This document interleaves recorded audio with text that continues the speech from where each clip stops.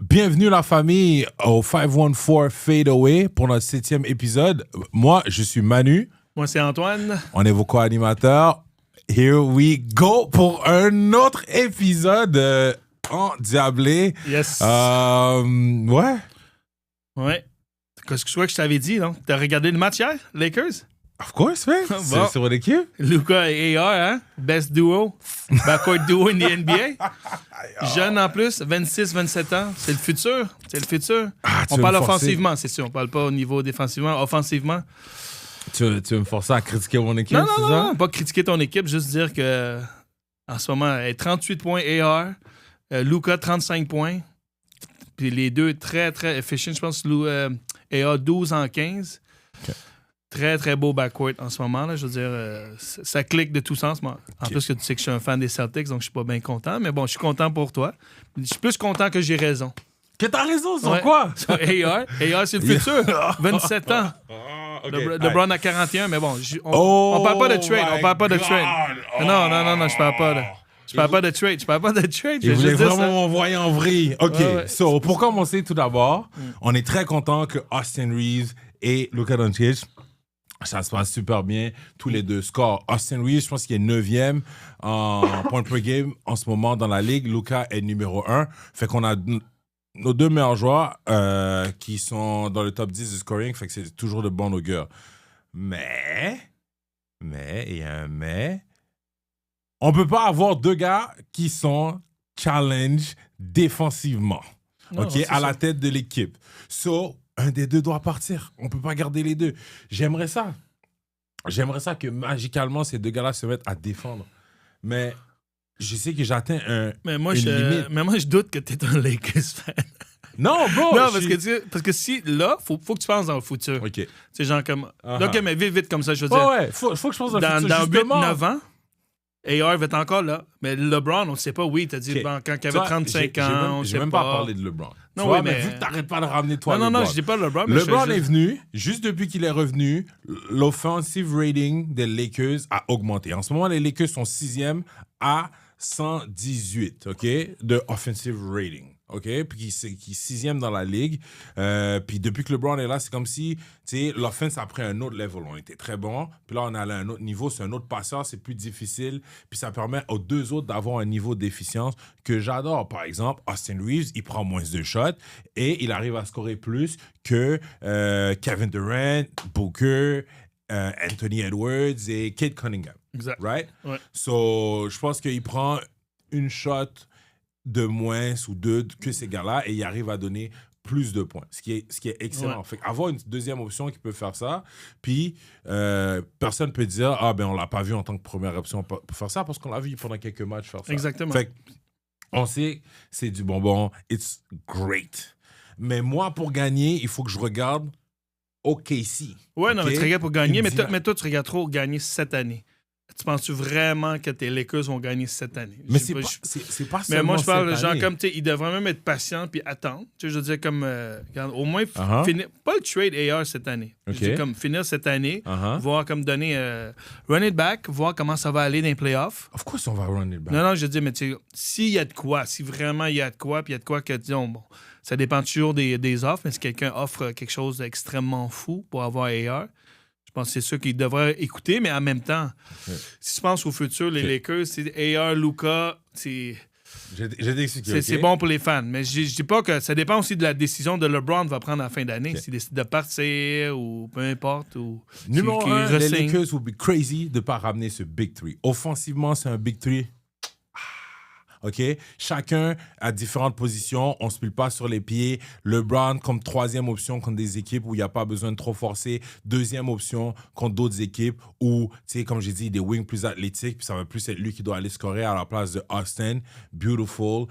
Comme j'avais dit, LeBron James peut s'adapter et jouer avec n'importe quel type de personne et il le prouve que tu as besoin de 25 points qu'il te fasse 17 points, 5 rebonds, 5 assists. En ce moment, LeBron James, il vient de revenir, c'est notre deuxième meilleur passeur facilement. Puis il peut te contribuer quand même en offense et tout ça. Et il prend pas trop de shots. Il a comme 16 points, puis je pense qu'il prend 13 shots par game. Anyway. Mais moi, justement, c'est parce que je regarde le futur. Think about it. On peut pas trade LeBron. Non, ça c'est sûr. Mais je pense qu'ils vont ramener LeBron l'année prochaine. LeBron, c'est sûr qu'il va prendre un discount. Moi, je pense. Ben, s'il prend un discount, ça change la donne. Ça peut changer beaucoup la donne parce qu'il est à 50 quelques millions cette année. Donc, s'il peut prendre un. Je dis pas un chiffre, mais genre, s'il prend un discount pour qu'il puisse signer d'autres joueurs, ça peut aider beaucoup l'équipe. Le salary cap des Lakers, comment il va être bâti, c'est pas tant LeBron qui va être un problème. Puis la raison pour laquelle je dis que Austin Reeves, on va devoir le trade, c'est parce que Austin Reeves, pour les 2-3 prochaines années, ça ne sert à rien de le trade. Parce qu'il fait comme 10-15 millions par année, un truc de même, right? So, on va pas trade un gars aussi bon pour si peu. Non, alors qu'on sait les trucs. C'est juste que, mettons quand son contrat est échu, Luka Doncic, qui va avoir le plus gros contrat, signé, il va faire environ 70 millions par année. OK? 60 à 70 millions. Là, j'ai rajouté un Austin Reeves qui va faire 40 à 55 millions par année. Fait que là, j'ai déjà ces deux gars-là, OK? Et je suis déjà en haut de genre 120, 130 millions. Ouais, mais ça, c'est pas mal la NBA en général.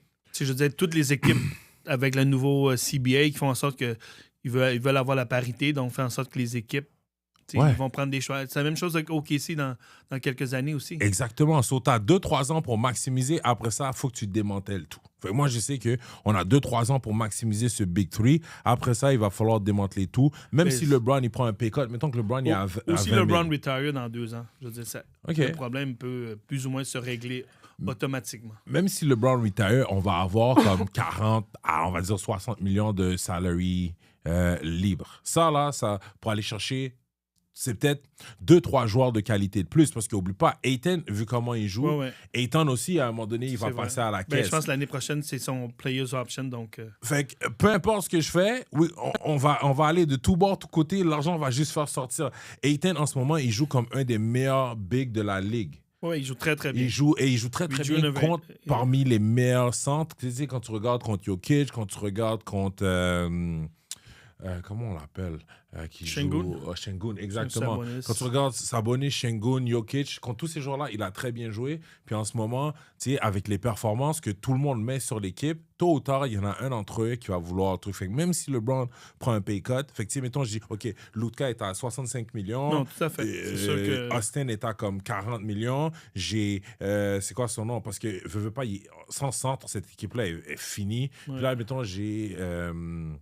je viens de dire son nom là. Ayton. Ayton, et on lui dit, Ayton, tu fais 30 millions. OK? Puis là, LeBron, tu fais 20 millions. OK? Non, c'est sûr. Même si LeBron, il prendrait un pay cut de 30 millions, bro, juste déjà là, le 4 gars du starting 5 vont prendre 80% du cash, puis on va faire quoi? Fait que tôt ou tard, c'est toujours la même chose. C'est pour ça que ça va être la même chose avec comme toutes les équipes aussi. Là. Toutes les équipes. Toutes les top teams, c'est ça qui va arriver. Toutes les top teams, tu as 2-3 ans pour gagner. Après ça, tu dismantle, puis tu retool, puis c'est ça qui arrive. C'est pour ça que moi, je suis comme... Je sais pas si AR est le futur. Même, tu vois, le OKC Big Three, le seul gars que je sais qui va rester, c'est chez tous les autres. Moi, je m'attends dans 2-3 ans, vont partir, ils vont retool, vont aller avoir cherché des... À moins que les gars prennent des hometown discounts. Des énormes pay cuts, mais c'est des gars qui n'ont jamais eu le big contract. Fait que prendre...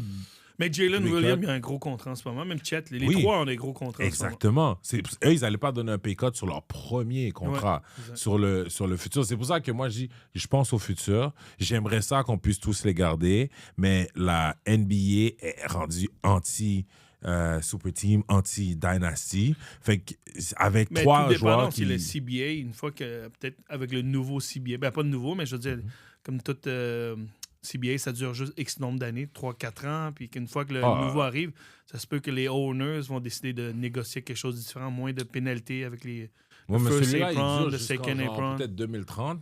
C'est quoi? Laisse-moi voir. NBA, CBA... duration. So, c'est ça. Celui-là est fini en 2029-2030. C'est ça, mais c'est pas très loin. Quand tu penses que c'est dans 3 ans. 4 ans. Ouais, 3-4 ans. Fait que c'est ça, mais... Non, c'est sûr que c'est comme... Fait que c'est pour ça que moi, je suis comme, le temps que ça arrive. Parce que, tu sais, je pense que ça, c'est une des faiblesses du CBA. Tu devrais pouvoir dépasser le cap beaucoup plus que ça pour signer des homegrown players comme AR, on l'a vraiment je pense pas que c'est un moi, la faiblesse, je pense que c'est les owners, c'est ça qu'ils voulaient aussi là. Je veux dire, il y a des Ils veulent pas que les équipes riches ils ont toutes les richesses, tous les gros joueurs, tout ça. Exact. Donc, ils veulent que ce soit un peu réparti un peu à gauche, à droite pour que tout le monde puisse en profiter. Là, mais bon, Fait que c'est ça. c'est une autre histoire. Fait que c'est pour ça que je te dis, je suis un Lakers fan. Mm. J'adore mon équipe. Je suis Ok. content de les voir jouer. Ah ouais. Je souris chaque fois que je les vois. Puis je dis, il disait que LeBron allait disrupt l'équipe. Je dis, non, regarde, Austin et Luka, ils ont des shots plus faciles. C'est excellent. J'adore voir tout ça. Mais je suis quand même lucide. Son IQ est off the charts. Là. Yeah. C'est sûr qu'il allait s'adapter. C'est une question de... S'il était prêt, mais tu le vois qu'à ce stade-ci de sa carrière, il est prêt à s'adapter pour... Tout pour le bien de l'équipe. Puis, bravo à lui. Là. Moi, ce que moi j'allais dire, c'est plutôt, je pense que c'est les autres qui doivent s'adapter. Ils pensent encore que LeBron peut faire les mêmes dunks. Ouais, J'ai vu des alley-oops ratés. Ouais. Les gars, ils font des alley-oops. Je dis, yo, c'est plus le même gars, là. Et Luka aussi, je dis, yo, guys, il peut plus faire la même chose, là. But anyway, fait que c'est pour ça que, pour moi, ce qui se passe, on en profite, on maximise, mais je sais que, comme toutes les équipes en top en ce moment, ils vont devoir dismantle tôt ou tard. Mais en parlant des Lakers, ils se sont qualifiés pour les quarts de finale de NBA Cup. Yes. OK.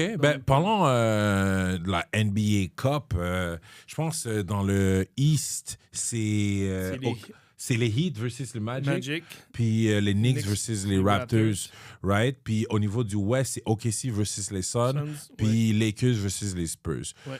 Bon, tout d'abord, déjà, la beauté de la chose, c'est que quand tu regardes les standings de la NBA, OK, à cause du format de la NBA Cup, c'est pas toutes les meilleures équipes qui sont là et qui dominent, right? C'est comme un pool. Ouais, c'est ça. Fait que c'est intéressant, le fait que ce soit mort sur beat. Donc, Puis les matchs vont se jouer le 9 décembre dans l'Est, puis le 10 décembre. Le 16 décembre pour l'Ouest. Ouais. Ça, les matchs les quarts de finale se jouent se joue pas encore à Las Vegas. Donc dans l'Est, ça va se jouer à Orlando, ça va se jouer à Toronto. Puis dans l'Ouest, c'est à OKC puis c'est à LA pour le moment. Pas pour le moment, mais c'est ça là. Puis après ça, une fois que les équipes gagnantes vont se rendre les demi-finales puis la finale va se jouer à Las Vegas. Yes. Il y a une affaire importante aussi, je veux dire comme il y a un payout là-dedans, donc tous les joueurs et le head coach allemand reçoivent 500 000. Bon, pour certains, c'est sûr que pour les grosses vedettes, bon, c'est de l'argent, mais c'est pas vraiment... Bon, c'est pas... Mais pour les joueurs, genre du 10e, 11e, à partir du 10e joueur, même 9e joueur, des fois, c'est un gros bonus, ça. Ouais. 500 000 $. Puis pour les assistants coach, c'est 375 000 $. Ouais. Donc, c'est un gros c'est un gros boost d'argent. Là. Donc, je pense qu'il y a beaucoup de vedettes aussi qui veulent gagner ça. C'est un peu comme, je pense, Greek Freak, quand il a gagné, il avait donné la majorité de son salaire au staff. Genre les cameramen, puis tout les thérapeutes, et ainsi de suite. De salaire-là. Mais ouais, ce que moi je disais là-dessus, c'est que tu regardes, par exemple, l'équipe qui domine la conférence Est, c'est les Pistons puis les Raptors qui sont en deuxième position. Les Pistons, ils sont pas là. Right? Puis les Magics qui sont 7e. Puis de la même manière, dans le West, tu sais, OKC, bon, c'est la meilleure équipe, les Lakers aussi. Mais tu sais, pas de Nuggets. Ils jouent bien depuis quelques matchs, les Magic. Le Baines, il commence à retrouver son swag. Dernier match, je pense que j'ai fait 37 points. 100%. 100%. Puis les Raptors, ils sont sur 9 victoires de suite. Belle équipe en ce moment. C'est une des rares équipes, je pense, qui joue... pas qu'il n'y ait pas une des rares équipes, mais je veux dire qu'il n'y a personne en haut de 22 points. Tout le monde est le plus haut. Je regarde ça ici. C'est Brandon Ingram avec 21,6 points. Après ça, tu as Barrett, 19, 19,4. Scotty Barnes, 19. Quigley, 15. Puis Jakob Poeltl à environ 11 points. Donc, c'est bien, très, très bien équilibré comme scoring. Ouais. Mais ce que j'allais dire qui était intéressant, c'est que même des équipes, des fois, qui étaient éliminées de la COP, parce que la COP, tu sais, comme on l'a dit, c'est 30 équipes sur 6 poules. 4 poules. Non, c'est 6 au 6. début. Ouais, au début, c'est 6. Non, c'est 4 poules. C'est 6 groupes. Non, c'est 4 poules. Yeah. C'est les premiers de chaque qui passent. Puis après ça, tu as le deuxième meilleur de toutes les autres passes. Mais attends, au début, c'est 6 groupes. Non, c'est 6 groupes. Je suis sûr, 100%, on peut le regarder. 4 groupes. Regarde. Non, c'est 6 groupes. Puis après ça, c'est quoi? C'est 6 groupes, oui, c'est vrai. 100%. Non, c'est 6 groupes. Oui, c'est vrai. Puis chacun joue 5 games. Puis le meilleur, celui qui a la meilleure fiche, il passe. Puis après ça, il y a un knockout stage, right? Mais à cause de ça, tu as des équipes qui étaient genre 2-2 ou et ils espéraient, tu sais, ils veulent faire la COP. Puis il y a d'autres équipes qui étaient éliminées, mais tu vois qu'ils mettaient beaucoup d'énergie aussi pour éliminer l'autre équipe. Puis c'est un peu ce qui est arrivé l'autre jour avec Atlanta qui jouait contre... Atlanta qui jouait hier contre... hier, avant-hier. Ils jouaient contre les Cavaliers. Ouais. Les Cavaliers pouvaient le faire. Atlanta était déjà éliminé, mais comme Atlanta, ils ont tout donné. Puis en gagnant contre les Cavaliers hier, je pense... spoilers, qu'on appelle. Ils ont spoil, fait qu'ils n'ont pas pu le faire. Puis même chose aussi, Milwaukee. Milwaukee, ils avaient une chance s'ils battaient New York d'avancer. Mais. Milwaukee sortait leur seul bon moment de la saison, parce qu'en ce moment, c'est chute libre de 7 défaites de suite. Ouais. Mais j'ai de la peine pour Giannis. Ouais. Giannis est revenu, il a joué 28 minutes, il a fait 30 points, 15 rebonds, 8 assists. Ouais. Puis. Mais l'équipe il s'en a va perdu. nulle part. Là. Mais comme j'avais dit. Ils vont bon gagner début de avec saison. Qui? Ouais. Ils vont gagner avec qui s'il n'y a pas Giannis? Parce que de nos jours, tu ne peux pas juste gagner avec un seul bon joueur. La NBA est trop deep. Donc, c'est ça. Non, NBA Cup, c'est intéressant. Regardez ça. On a vraiment des bons match-ups. OKC versus Sun. Les Suns, ils sont un peu plus teigneux cette année. Oui. Ils ont une petite identité, je veux dire. Avec Dylan Brooks. Ouais. Yeah, Dylan Brooks. Mais, les attentes sont moins hautes. Je pense que les gars, ils jouent du basket un peu plus. Je pense que chacun a son rôle. Je pense que maintenant, c'est l'équipe Devin Booker, puis les autres, ils connaissent leur rôle. Il y a plus eu trois têtes avec KD puis Bill l'année passée où que tu dis bon. Mais pour moi, honnêtement, défensivement, ils jouent mieux aussi. Avoir fait les trades pour Bradley Beal, je pense que c'est ça qui les a vraiment tués. Booker et KD, je trouvais qu'ils jouaient bien ensemble. Même il y a une année, je trouvais que c'est eux qui avaient donné le plus de challenge à Denver. L'année où Denver est allé sur un run pour gagner, ils ont eu vraiment une belle playoff. Puis les shots qu'ils faisaient étaient incroyables, mais le deal pour aller chercher Bradley Beal, pour moi, ça a été quelque chose qui les a tués. Puis mais cette année, ils sont plus synchro, plus... Tu sais quoi? Le terme, ce serait addition par soustraction. Après avoir enlevé ces gars-là, ils ont je pense que c'est plus Bradley Beal. Bradley Beal, c'est un gros contrat. C'est un gros contrat, donc ça libère... il fallait qu'il le joue puisqu'il le payait, mais ça ne donnait pas nécessairement ce qu'ils avaient besoin. Bradley Beal, il est out pour la saison en plus. Ouais. Le fit est vraiment mauvais avec les Clippers, là, mais bon. Ça, c'est encore les Clippers, bref. Les Clippers. Ouais. Je sais pas si c'est le fit qui est si mauvais que ça, mais c'est juste la construction de l'équipe. Mais tu sais quoi? C'est l'équipe, si je regarde ici, là, c'est l'équipe la plus vieille de la Ligue en ce moment. Ouais. Ils ont comme c'est average, c'est environ 31 ans. Le payroll sont à 198 millions, dont le 10e plus gros. Puis ça, c'est sans compter, on ne sait pas encore, mais les accusations de la magouille du no-show sponsorship deal de Kawhi avec Aspiration, c'était comme pour 28 millions. Okay. Mais c'est ça. Donc, c'est vraiment une équipe complètement... je pense qu'ils devraient tout... c'est ça qui est plate là-dedans, c'est leur first round pick, on en a parlé la semaine passée, ne leur appartient pas. Donc, ils sont un peu pris entre les deux. Ils ne peuvent pas reconstruire, mais en même temps, ils n'ont pas de bons jeunes joueurs. Ils ont tous des vieux. Tu as Chris Paul, tu as James Harden, tu as même John. C'est comme je dis, 31 ans, donc c'est une très grosse... Kawhi qui est toujours blessé. Il est revenu récemment, mais bon. Je pense, pour moi, les Clippers, leur plus gros problème, c'est qu'ils ont détruit leur culture pour essayer de compétitionner avec LA. Le fait que LeBron et AD ont été à LA. Les Clippers, ils ont dit, il nous faut aussi avoir un star power pour les compétitionner. Donc, ils ont cédé à la demande de Kawhi pour aller chercher Paul George, qui avait fait, pour moi, ça, c'est le trade le plus désastreux de l'histoire de toute la NBA. Ils ont trop donné.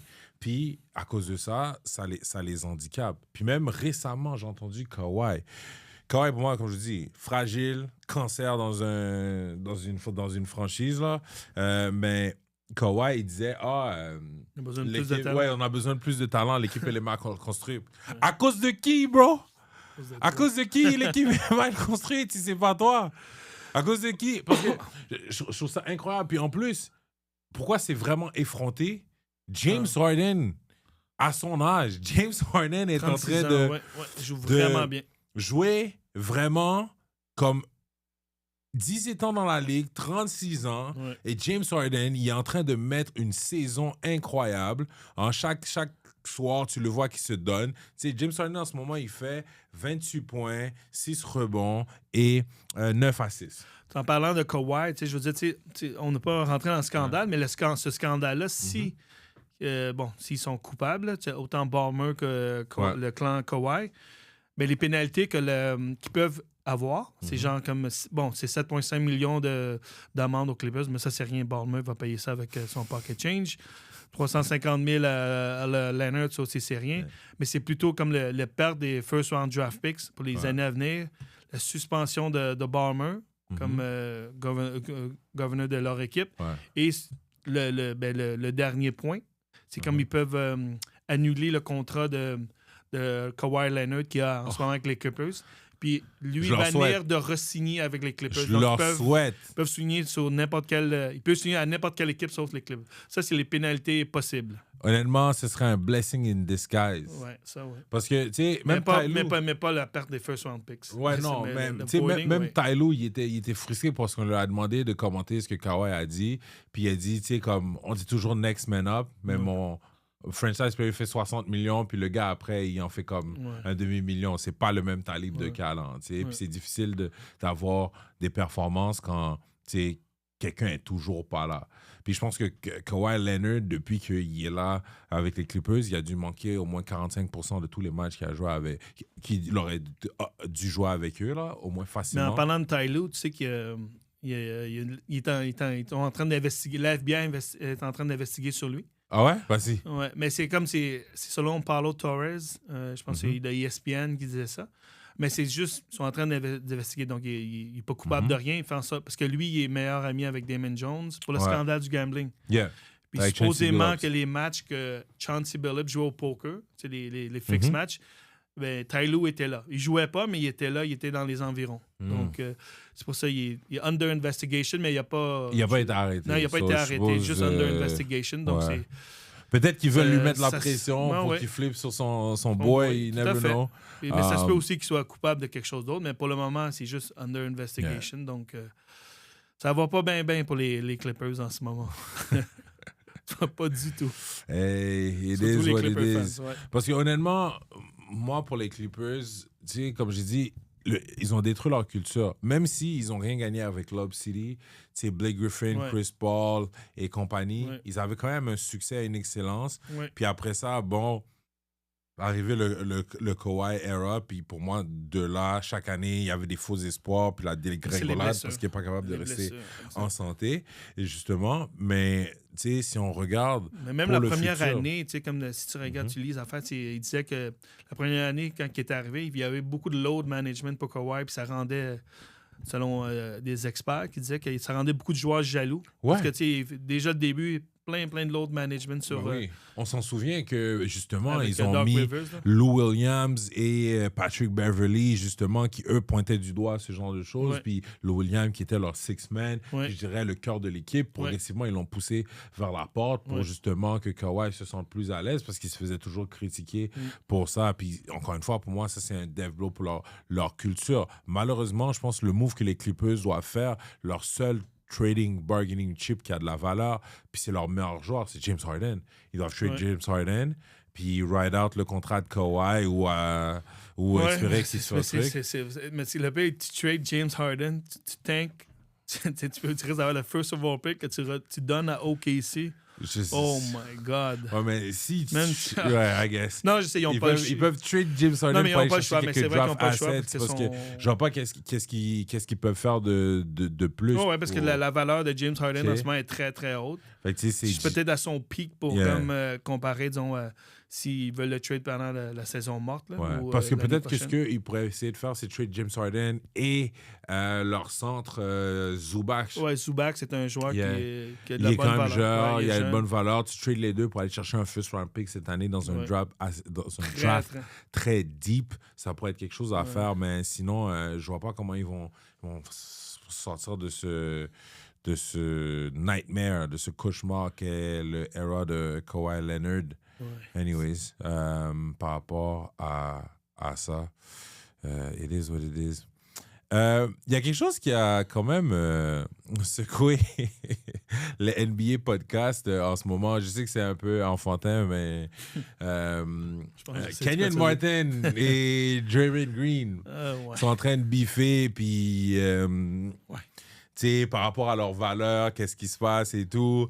Et là, Draymond Green, tu sais, il a gagné 4 bagues, il a son podcast, puis des fois, il ruffle. All-Star Game aussi. All-Star Game, tout Plusieurs, ça, ouais. multiple All-Star Selection. Tant qu'à y être, sortons le pedigree, Ouais, Defensive Player of the Year, Tout ça, tout à tu sais, fait. tout ça. Puis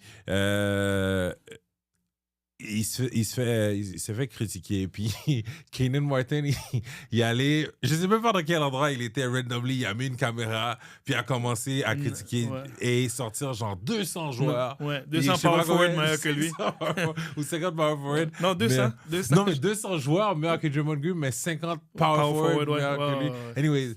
Mais je pense qu'il a nommé quasiment tous les joueurs. Ouais, il a nommé tout le monde. Il a nommé tout le monde dans la NBA. Qui ont joué dans cette position-là. Et j'étais un peu... J'étais comme, c'est peut-être assez intéressant. Je vais te poser la question. Toi, qu'est-ce que t'en penses? Est-ce qu'il y a 50 power forward meilleurs que Draymond Green dans l'histoire de la NBA? Dans l'histoire de la NBA, comme ça, vite, comme ça, j'ai oui, parce que l'histoire de la NBA est très, très deep. Les power forward, même des années 2000 à 2015, tu avais beaucoup de power forward qui étaient très, très forts. Tu avais, Dirk, KG, Tim Duncan, Paul Gasol, j'en oublie, même Zebo était très, très fort aussi. Là, donc, mais je veux dire que l'impact faut pas négliger l'impact de, comment ça s'appelle, de Draymond Green. C'était le fit parfait pour les Warriors durant leur dynastie ou mini-dynastie. Je veux dire, il a changé un peu le style de basket aussi. Là, comme que à sa grandeur, il était capable de garder défensivement des centres. Donc, ça changeait beaucoup que le small ball qui a fait en sorte que les Golden State ont gagné, je pense, leurs 3 premiers rings. Là. Je veux dire, c'est grâce à lui beaucoup. Là. Comme lui, Clay, Curry. Oh, et tout à fait. Ils ont gagné beaucoup la première ring fair. La deuxième et la troisième, il y a un gars qui s'appelle Kevin Durant. Parce que sinon, ils allaient se faire taper par les Cleveland Cavaliers. LeBron James et Kyrie Irving étaient à un autre level. Non, ça, c'est vraiment... C'est quasiment triché. Je pense que si tu faisais ce trade-là dans NBA 2K, il l'aurait deny. C'est juste trop fort. Là. Yeah. Ben, en fait, pour moi, personnellement, c'est toujours le même débat qui revient. Il y a des joueurs, ils ont un talent, ils sont sur certaines équipes où ils sont la première ou deuxième option, puis ils ne sont pas regardés avec les mêmes honneurs qu'un joueur qui, des fois, est moins talentueux ou moins vu, mais il fitait parfaitement dans un système et il a beaucoup gagné. Puis, par rapport à ça, souvent, il y a des débats, tu sais, puis il y a des gens qui préfèrent l'esthétique et le fait d'être franchise player. Et d'autres qui disent comme, ben non, ben moi, je suis un gagnant, j'ai fait ce qu'il fallait pour gagner, quitte à scorer moins et à sacrifier. Puis de part et d'autre, ben des fois, il y a des respects qui se font manquer. Mais tu sais, moi, je trouve ça quand même assez drôle que ces deux-là, ils aient un beef parce qu'il y a beaucoup de similarités dans ce qu'ils font. C'était des enforcers, ils faisaient beaucoup de défense, puis c'était pas nécessairement les meilleurs scoreurs à leur position. Ils étaient plus connus pour les gars teigneux, prêts à boire. Ouais, mais quand même, Draymond, c'est un bon passeur. 100%. Comparé à Canyon, il est meilleur de beaucoup. Là. Mais je pense que c'est sûr que Canyon avait des dunks plus spectaculaires back in the day, très athlétiques. Donc, ben bon. Ben, c'est sûr. Tu sais, comme Canyon, il disait, lui, par exemple, s'il y avait Different deux area micros, aussi, là, tu sais. different era, les gars contre qui il devait jouer étaient beaucoup plus forts que ceux que Drummond devait jouer. Mais surtout, il parlait du fait que, tu sais, il avait mené son équipe en scoring de peu, mais mené Ouais, son mais équipe en scoring. quand t'as Jason Kidd, true point guard, quand il était avec les Nets, là, Ouais, Jason mais, Kidd a joué avec, puis ils sont rendus 2 fois en finale de la NBA. ouais. Mais quand il s'est dit mener son équipe par scoring, il scorait 15 points, 16-17 points. Là, Ouais, tu comprends? Ouais, c'est Puis, sûr. fait que c'est une des raisons aussi que je suis comme bon, il faut tempérer le tout. Puis il parle du fait qu'il y avait eu des blessures à ses genoux. Ouais, mais même, je pense que l'année de son draft, il était blessé. Je pense qu'il s'était.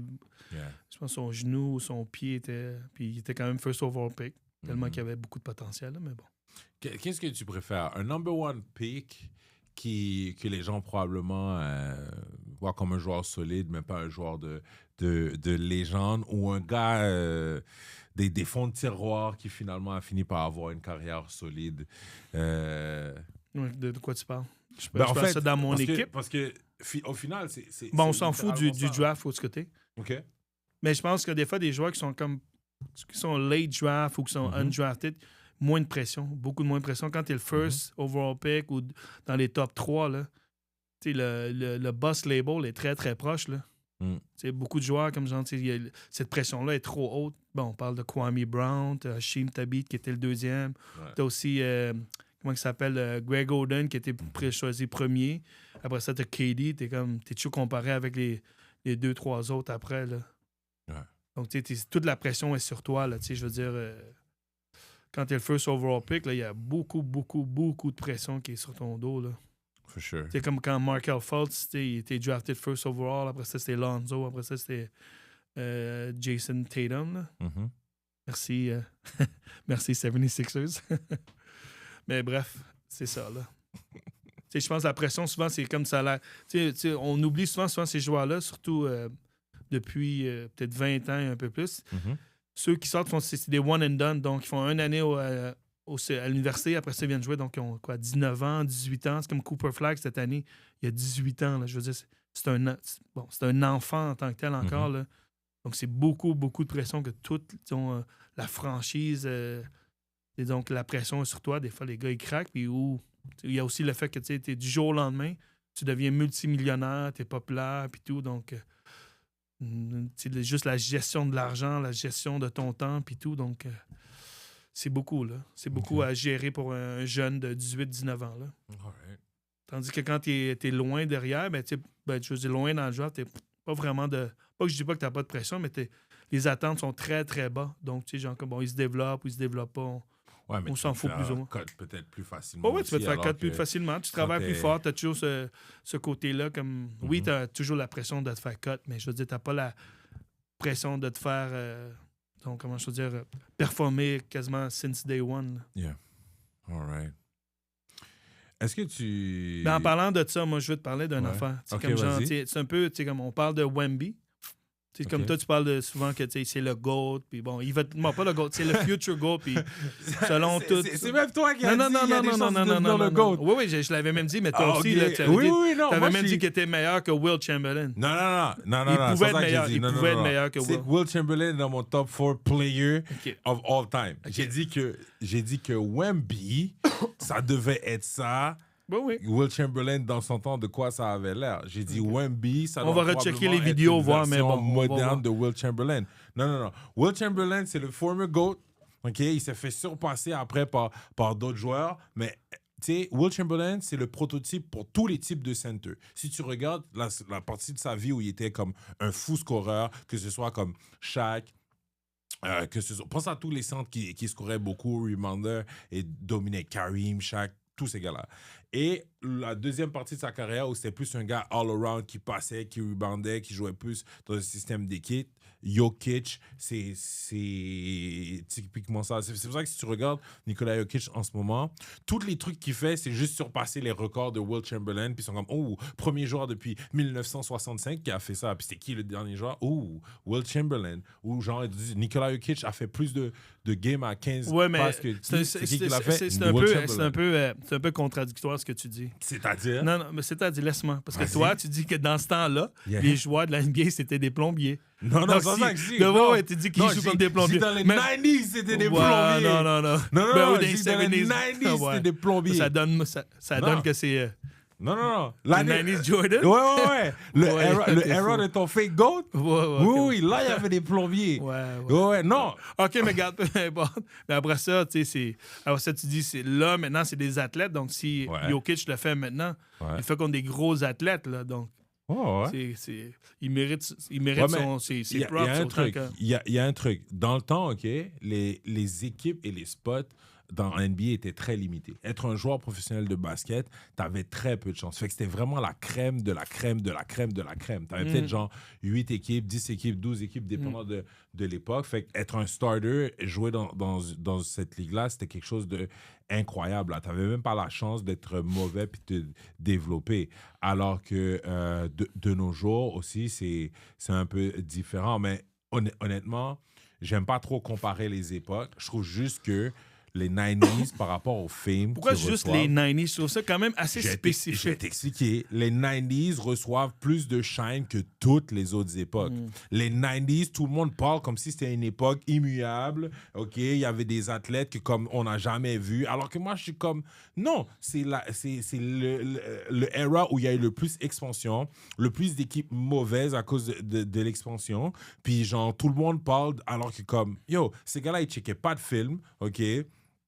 Ces gars-là, ils avaient comme pas nécessairement les best habits.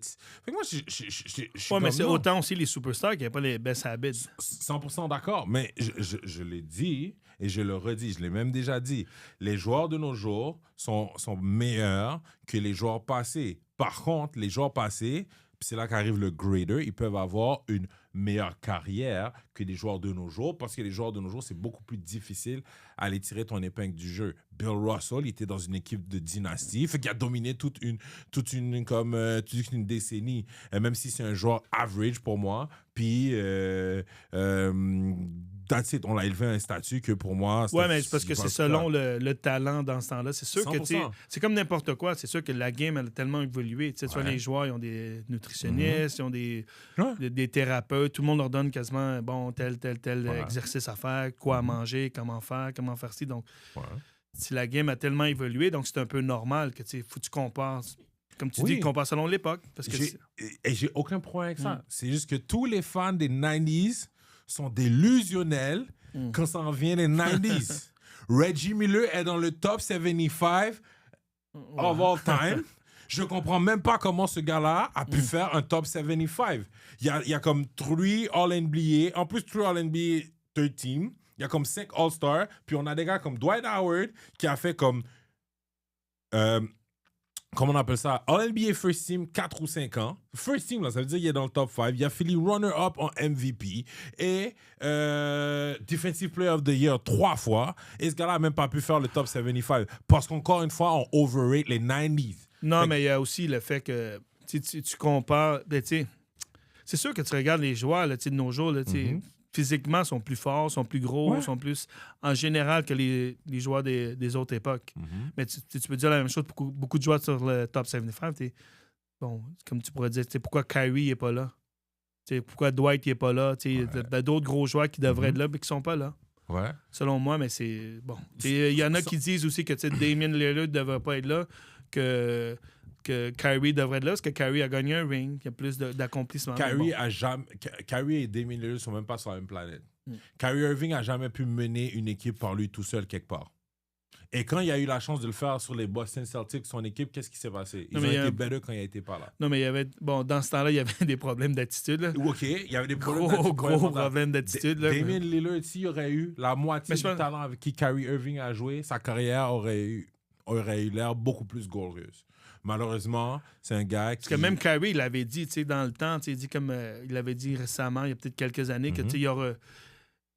Tu sais, il avait boudé un peu LeBron James, tu sais, quand il était Ouais. avec LeBron à Cleveland, tu sais, il dit, Ouais, il l'avoir comprenait su, pas avoir tu sais, s'il su. était plus mature dans ce temps-là, mais Ouais. il a comme build quelque chose de plus, une plus grosse, tu sais, une fondation plus solide, faire en sorte que ils auraient pu gagner multiple championships ou, tu sais, Yeah, parce que, tu mais- sais, il se rendait en finale, là, quasiment toutes les années, mais bon, il voulait sa team. Ouais, je comprends. Mais bon, tout regarde, ça. je reviens à Non, mes non, non, affaires. mais Tu ça, sais. Je parlais de Wemby, moi, là. Ça, c'est important de s'attarder sur ce point-là. Parce que moi, personnellement, pour toutes ces listes-là, OK, parce qu'il y a des choses qui, tu sais, à des époques, tu n'avais pas les blocs, tu n'avais pas les affaires. Il faut regarder les accolades. All-NBA Team, All-NBA First Team, All-Star, OK, les individuels comme Howard comme MVP, Defensive Player, All Defense, toutes ces affaires-là, OK? Puis c'est après ça que tu dois être... Moi, je pense que les rings biaisent le débat. Il y a des gars qui ont gagné des rings, puis à cause de ça, on les met trop haut. Ça dépend aussi, tu sais, je veux dire, c'est sûr que tu regardes un joueur comme, comment il s'appelle, celui qui jouait pour les Lakers, Houston, puis tout, qui a 7 rings, là. Ah, Robert Horry? Robert Horry, tu sais, il a Yeah. 7 rings. Mhm. Tu sais, genre, tu sais, Lakers avec Spurs, puis avec les Rockets. OK.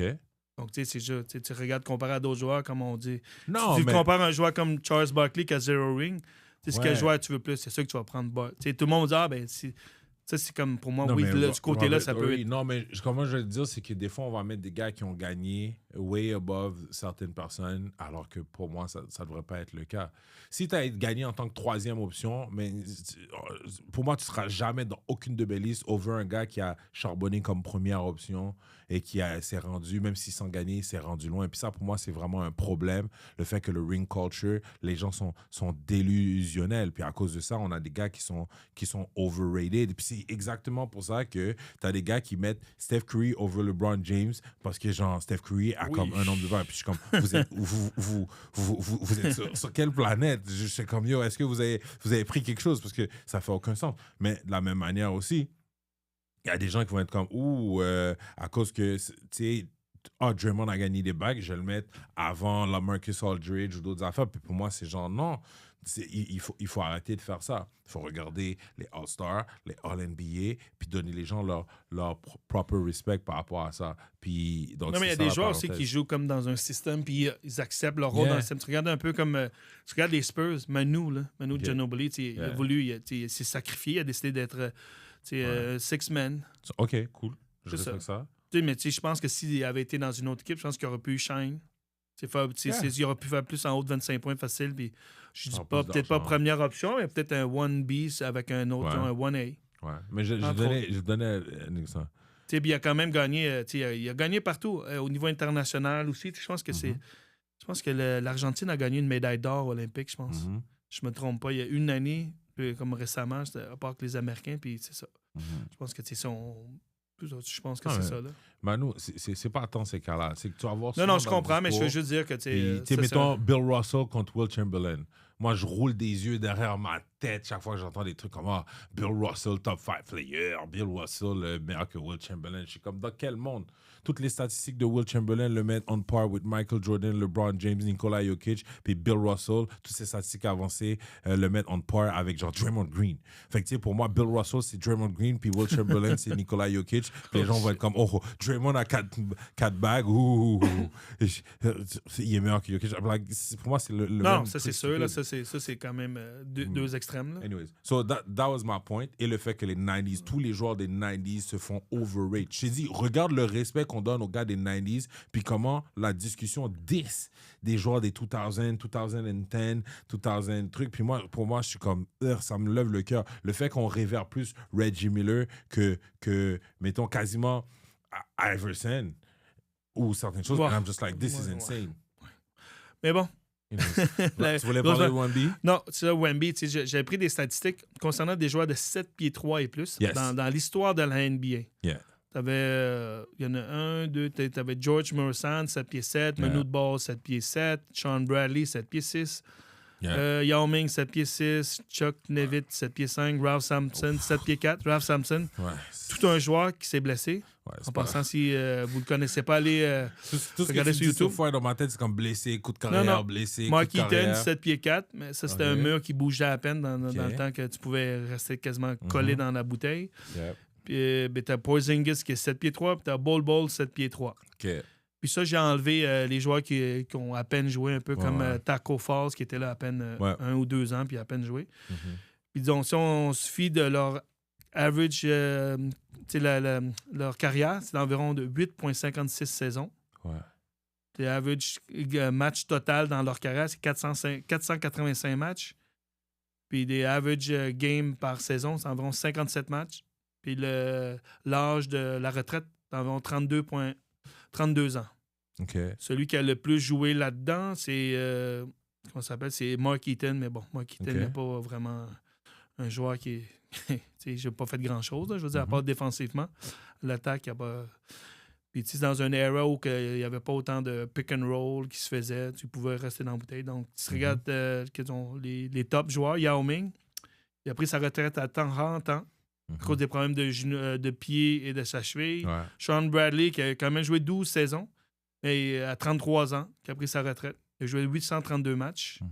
Ralph Sampson, que lui, c'est vraiment une question de son genou. Sinon, il aurait pu vraiment être un joueur exceptionnel dans le temps avec Hakeem Olajuwon. Il a joué 456 matchs, donc une retraite à 31 ans. Et le plus vieux là-dedans, c'est Mark Eaton à 37 ans. Il a joué 875 matchs. Sinon, Porzingis, en ce moment, tout le monde le connaît, il a 30 ans, mais beaucoup de problèmes de genoux. Il a joué 511 matchs. Donc, je suis pas en train de dire que Wemby va aller là-dedans, mais la moyenne ou les statistiques disent qu'un joueur de sa grandeur, c'est environ 9 à 10 saisons. Puis retraite environ à 32 ans. Ouais. Je lui souhaite, je ne suis pas en train de dire, mais je lui souhaite de pouvoir jouer très longtemps, mais les joueurs de 7 pieds 3 et plus, c'est rendu un point, c'est ça. C'est comme Will Chamberlain, il a joué longtemps, mais Will Chamberlain, il a 7 pieds 1. Un peu plus carré aussi. Ouais. Je souhaite que Wemby puisse jouer genre comme pendant 12, 14 saisons, mais avec son frame et tout, les blessures, c'est souvent un problème grave. Ben, pas un problème récurrent pour ces joueurs-là de cette taille-là. Will Chamberlain a joué 14 saisons, je crois. Il a joué longtemps pour son époque. 14 saisons, ouais. Ouais, il a joué longtemps pour son époque. Jusqu'à 36 mais Will Chamberlain, c'est un spécimen. Ouais, c'est un spécimen. À part. Dieu, là, s'il a créé l'athlète parfait, ce gars-là, il a fini dans le Hall of Fame du volleyball. Il faisait du track and field. Ils sont en hauteur, sont en longueur. Lui, c'est un spécimen vraiment incroyable, musclé. Il y a eu des... C'est une autre chose.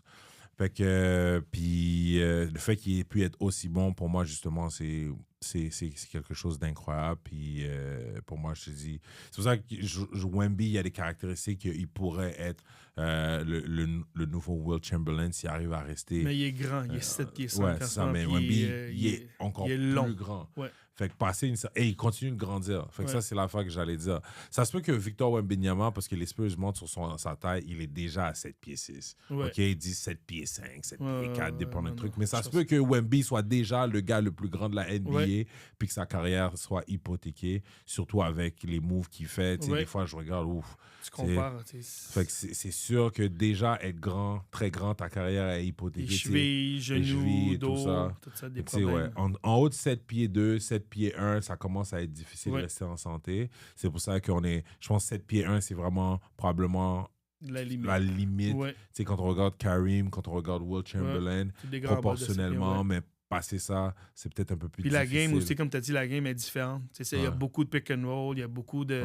Les gars, ils courent plus, c'est plus un up-tempo, il y a moins de half-court offense, donc le big man doit courir, de beaucoup de mouvements latéraux, saute souvent, puis tout, donc ça met de la pression sur les genoux, sur le dos, sur la cheville, donc plus facile à avoir des blessures aussi.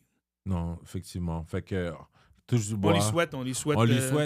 On lui souhaite d'avoir une belle carrière, mais Wembanyama, surtout avec sa taille, quand il continue de grandir, selon les statistiques, c'est qu'il risque d'avoir une carrière plus courte et il risque d'être souvent hypothéqué. C'est bien ce que j'ai compris. Oui, exactement. C'est ça pour dire qu'on lui souhaite, mais les statistiques sont contre lui. Wemby, confiance en toi, mais en parlant de Wemby, future GOAT, let's go. MVP, le MVP race, bon... OK. Je peux faire le MVP race. Tu sais que moi, j'ai... il a raté 5 matchs, donc faut qu'il joue 65 matchs minimum pour pouvoir être qualifié Wemby, mais bon. OK, all right. C'est quoi les autres? Qui les autres, plutôt? Pas les quoi, c'est qui les autres? All right, ladies and gentlemen. Je vais vous faire le top 5 de la NBA, selon moi, en ce moment. Shout out, on vient d'en parler. Victor Wembanyama qui est sorti du top 5. Vous savez qu'en début d'année, je disais que c'était lui le leader du MVP race. Selon beaucoup d'experts aussi, que c'était lui Et il s'est blessé, puis ça fait quand même un bout qu'il 5 matchs. il n'est pas là. Et pendant ces 5 matchs, son équipe aussi réussit à gagner. 4-1. Exactement. Donc, Victor Wembanyama. Son retour est probablement, si tout va bien, Mhm. c'est pour le NBA Cup Final contre les Lakers. S'ils se rendent là, Ouais. Non, pas Final, je veux dire, c'est quart même de pas finale. possible, c'est ça Quart que de je veux finale, je veux dire. dire. Excusez-moi. Je pense C'est quart de finale contre les je pense que Lakers. ce sera pas possible. S'il revient, c'est cool, mais revenir dans un match d'une telle intensité, Ouais. je suis pas sûr que c'est la meilleure des Bon, choses, oui, but we'll take it. We'll Ouais. take it. Lakers, on va plier les Spurs, tu sais déjà. Mm. Tu sais déjà. Mais respect à Wemby. Respect à Wemby. C'est le premier joueur des Spurs who gets me hype like that. So, respect à Wemby. Alors, mesdames et messieurs, la course au MVP en 5e position. Probablement un joueur que vous ne connaissez pas, mais Cade Cunningham des Detroit Pistons avec 28 points, 6 rebonds, 9.3 assists. OK? Je l'aurais probablement mis plus haut dans le ranking s'il aurait réussi son 3-point, pas son 3-point, son 3e free throw. Donc, il y a un match, les Pistons et les Celtics. Cade Cunningham, il se fait fauter. S'il marque les 3 free throws, ça égalise. Mais il marque le premier, il marque le deuxième et il rate le 3e. Et il finit par perdre. Et ce qui met fin à leur 13-game win streak. En plus, par les Celtics. En plus, j'ai perdu contre les Celtics. Je suis obligé de déduire des points, man. Je suis désolé, frérot. T'allais probablement aller plus haut, mais... Puis en plus, lors de leur dernière défaite encore, hier. Mais tu sais, même à ça, même dans ces trucs, tu sais, 42 points durant cette game. Tout à fait. Tout un ajout. 5 assists. Donc, tu sais, honestly, durant le mois de novembre, il a fait des performances incroyables. Faites-vous les plaisirs d'aller le regarder jouer. Puis c'est un gars qui était là dans les années où Detroit donnait rien de sérieux. Detroit était vraiment une mauvaise équipe. Ça rappelle aussi quand je pense que tout le monde disait don't be that team to, parce qu'ils étaient quoi? Ils n'avaient pas gagné le mois de novembre, le mois complet. Donc, at this point, don't be that team. Exactement. C'est la joke sur Internet. Ça. Donc, je suis vraiment content pour lui. Puis, c'est un bon underrated pick-up en fantasy. Moi, ça va faire 2 ans que je l'ai dans mon NBA fantasy. Là, il est plus underrated. Là. Il est plus underrated. Non, il y a beaucoup de gens qui préfèrent prendre des gros noms que de le prendre. Puis, il produit, tu sais. Généralement, je sais pas, double threat.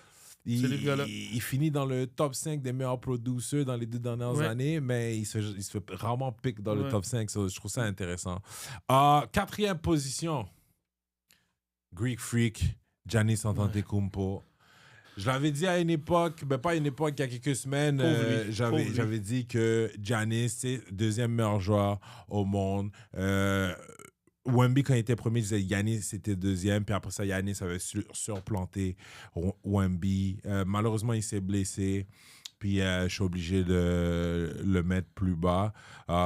Sa game de hier, c'est en 28 minutes, 30 points, 15 rebonds, quelque chose comme ça. Donc, 8 à 6 que Milwaukee a perdu. Comme je l'avais dit dès le début de l'année, Giannis, il est dans une équipe. 7 défaites de suite. Oh my God, il est dans une mauvaise équipe. Vraiment ça allait mal se passer. Qu'à un moment donné, il va demander un trade ou on va le trade parce qu'un joueur de cette trempe, il peut pas laisser. Il y a trop de choses qui ride dans son legacy parce que Giannis, en ce moment, c'est il a même déjà... dit qu'il était pas... il était ouvert à changer d'équipe. Exactement. Giannis, en ce moment, il n'a pas demandé un trade, 20 mais il a dit qu'il était ouvert si jamais. Mais Giannis est dans le top 20 all-time, puis il peut monter.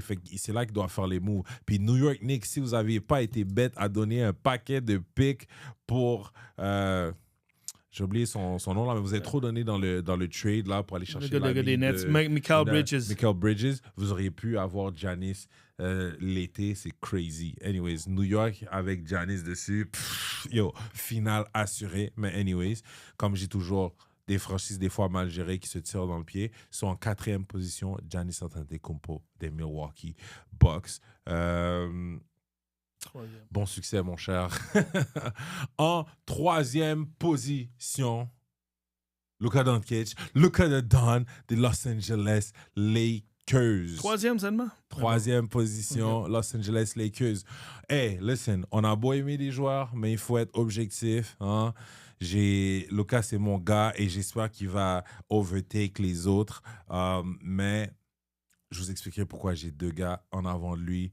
Mais Luka Doncic, je sais plus quoi dire de ce gars-là. La saison, il lead la NBA, 35 points par game, 9 rebonds, 9 assists, presque un 30-point triple-double. La star des Lakers, OK? So, il est déjà dans le top 10 des Lakers en 40 points. Yo, Nico, thank you. Yo, thank you. Donc, performance incroyable contre les Clippers. On l'a vu battle James Harden, qui lui aussi n'a pas à rougir de sa performance. Il y a des skills incroyables. Dans le top 3, là, les joueurs sont tellement bons. C'est vraiment des cheveux de différence. Donc, je suis obligé de faire un peu la différence. En deuxième position, Nikola Jokic, le meilleur joueur sur la planète. Cette saison, en ce moment, on a 29,6 points, 12 rebonds, 11 assists. Donc, Nikola Jokic est en train de average un triple-double, presque un 30-point triple-double. Comme un centre. D'un centre, right? Fou. Donc, c'est incroyable. Il est progressivement en train de effacer tous les records d'efficience. Nikola Jokic, il se montre très durable. Et on n'avait jamais vu un centre autre que Will Chamberlain avoir autant de assists. Donc, et être capable d'être aussi versatile. Donc... Ça aussi, c'est une affaire, tu sais, comme je vais te parler. Moi, je pense, selon moi, souvent le availability comme durability, c'est un skills de nos jours dans la NBA. Ouais, toujours. Moi, je veux dire, comme de plus en plus, je pense que c'est tellement important. Ouais, c'est tellement important. C'est quasiment une des raisons pour laquelle j'ai toujours dit Kawhi surcoté, parce qu'il n'est pas available. Puis il y a plein d'autres joueurs comme ça, Embiid, Kawhi, tous des gars, j'ai toujours dit, tu ne peux pas bâtir des équipes autour d'eux. Ouais, parce que availability is the best ability. Ben, exactement. All right. Donc, Jokic aurait probablement fini numéro 1 de mon ranking, mais perdre contre les Spurs sans... Ouais, mais il n'y avait pas AG, il n'y avait pas Christian Braun, mais bon. C'est vrai qu'il aurait dû... Perdre contre les Spurs. Ouais. Mais les Spurs sont dans un streak, là, 4-1 depuis que Wemby est blessé. Je pense De'Aaron Fox, hier c'était Devin Vassell. Yeah. J'en avais parlé, hein? Tu voulais le trade? Un des 3 guards. Non, mais... Comme je l'ai dit, c'est juste en pensant à la construction des équipes, comment ça va et tout ça. Le guard que moi j'ai dit qu'ils doivent trade des Spurs, c'est... De'Aaron Fox. Exactement. Moi j'ai dit, gardez les gars, mais vous allez devoir trade De'Aaron Fox parce que... Anyways, tu ne peux pas avoir Fox et Barnes sur ton starting 5 puis penser que tu vas gagner. Surtout que ces gars-là, dans les toughest moments... en passant, cette année. Mais dans les toughest moments, ils vont flancher. But anyways, il faut que je retourne à mon top 5 pour pas que ça dure une éternité. Bon, sur Nikola Jokic, c'est qui le premier? Un joueur magnifique. Mais là, guys, on n'a pas le choix. Le numéro 1 dans le MVP ranking en ce moment, chez Gilgeous Alexander. 32 points, 5 rebonds, 6 assists. Ses stats ont l'air moins flashy que Nikola Jokic et Luka Doncic. OK? Ce gars-là, son équipe est tellement bonne, il met les games out of reach au 3e quart. Ouais. So, la plupart des matchs, il ne joue pas de 4e quart. Je pense qu'il y a plus de 12 matchs qui n'a pas joué le 4e quart. 0 minutes, 0 Vous imaginez, il fait 32 points en 3 quarts. Ouais, fou. OK? Donc, pour la plupart des games, si vous regardez les matchs de OKC, by halftime, la game est finie. Au pire, si tu as fait un bon effort, 3e quart, la game, elle est finie. Et puis après ça, lui, il reste. Son scoring, son efficience, son habilité à protéger la balle et à faire moins de 2 turnovers par game. En plus, il a fait tous ces matchs-là sans son 2e meilleur teammate, qui est Jalen Williams, qui vient juste de revenir. Ouais. Donc, qui est revenu hier, vendredi. Donc, tellement deep, cette équipe-là. C'est tellement deep. C'est incroyable. Je pense que c'est 18 victoires, 1 défaite. 19 victoires, une défaite. Donc, chez Gilgeous Alexander, en ce moment, il lead le MVP race. Mais, guys, ça va être cette année un des MVP les plus chauds. Parce que...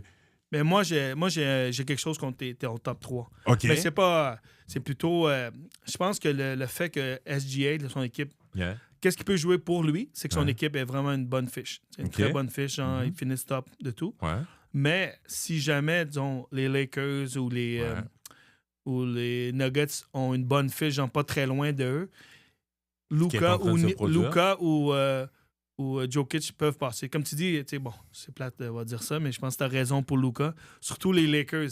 Si les Lakers peuvent avoir une très bonne fiche, Mhm. finir, disons, deuxième dans l'Ouest, Mhm. je pense qu'il va gagner MVP en haut de SGA parce que SGA va comme beaucoup de minutes qu'il va pas pouvoir jouer.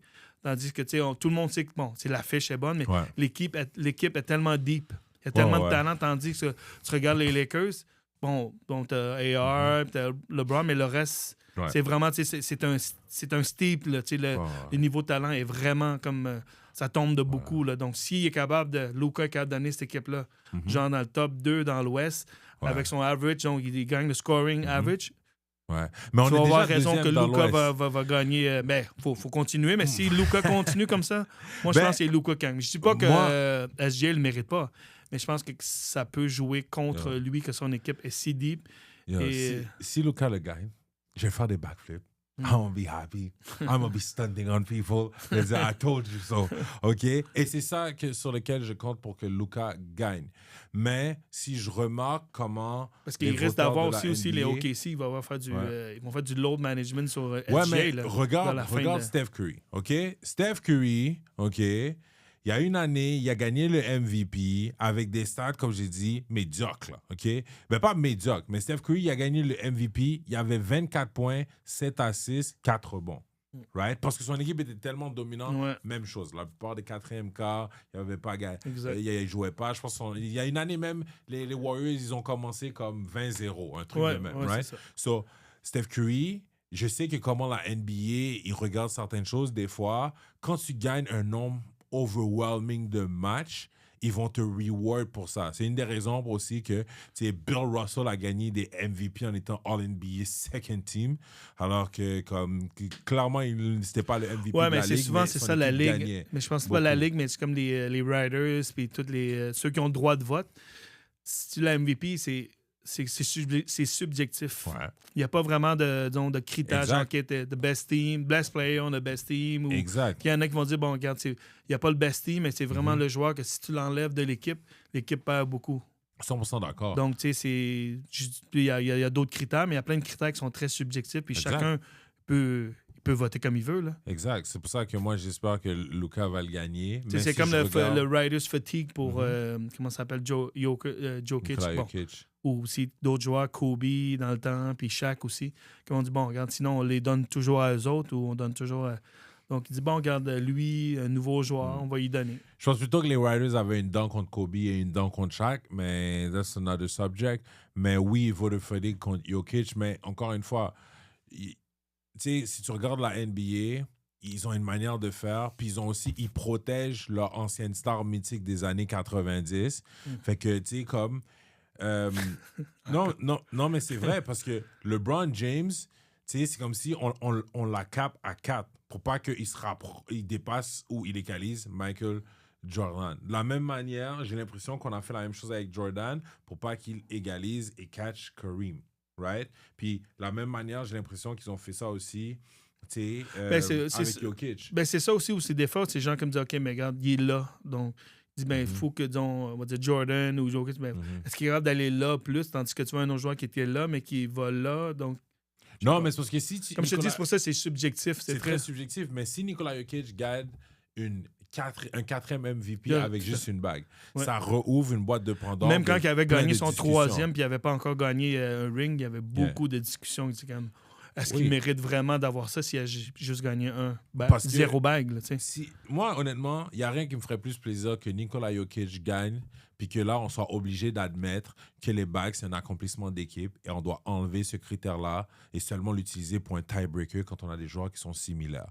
Parce que ça devient un problème, OK, de toujours bloquer les gens parce que tu n'as pas gagné la bague, même si tu as été un joueur exceptionnel, ici, ça, puis on va favoriser les gens qui ont une meilleure équipe. Puis d'après moi, il y a beaucoup de joueurs qui auraient mérité des awards qu'ils n'auront pas eu. Mais bon, it is what it is. Puis on va voir qu'est-ce que ça va donner. Mais mon top 5 du MVP, Kate Cunningham, Giannis, Luka, Jokic et number 1, Shai Gilgeous-Alexander. All right, everybody. Je pense que ça va conclure l'émission. Man, gros freestyle! Ouais, exact. Encore freestyle. Gros freestyle, hein? On a tellement pas respecté la fiche de route. On est allé dans tous les sens. On s'est perdu, mais c'est pas grave, guys. Ouais. On vous revient avec d'autres sujets intéressants la semaine un redraft, ce serait le fun. Un redraft des... La redraft, ce serait le fun, mais on a aussi... C'est qui? Ringo, ils ont sorti leur top 100. Ouais, la semaine prochaine. On devrait review ça, puis avoir un comment là-dessus la semaine prochaine. Je sais pas, est-ce que la semaine prochaine, on filme 2 émissions, peut-être? Parce qu'il y a un redraft et le top 100, ça pourrait être intéressant de regarder ça, là. Mais anyways, man, comme d'habitude, toujours un plaisir. Yes. Guys, merci encore une fois d'être là. Merci. On apprécie grandement comme toujours, liker, share, partager. Donnez-nous votre commentaire et votre feedback. Toujours on apprécie grandement. Et oui! Autre chose, quelqu'un m'a dit qu'il fallait qu'on éduque notre audience. Juste pour vous dire un petit truc si vous voulez faire pour nous aider, parce que les algorithmes, ils regardent le watch time, le temps que la personne a regardé. Parce que tu peux acheter des likes, tu peux acheter des subscribers, mais ce qui est important, encore une fois, c'est le watch time et l'interaction. Des fois, des gens disent « Ah, j'ai liké tous tes posts. » Je vais dire, c'est peut-être mieux que tu en likes un et tu le regardes, que tu likes tous nos posts comme à la suite. Puis là, comme ça... Donc, c'est mieux que tu regardes comme ça, l'algorithme dit « Oh, les gens aiment regarder ça » et il continue de le montrer à d'autres personnes. Parce que s'ils voient juste des gens liker, ils vont dire « Est-ce que c'est un bot? Est-ce que c'est un truc? On va pas le share. » Fait que, tu sais, liker, mais regarder aussi. C'est plus ça qui va nous aider, le temps, le watch time, puis les interactions, commentaires, partage, save, plutôt que seulement juste liker. Les algorithmes ont changé par rapport à avant. Donc, ça, c'est ce qu'on m'a dit de vous dire. Anyways, thank you guys. Love you all. Ciao. Prochaine.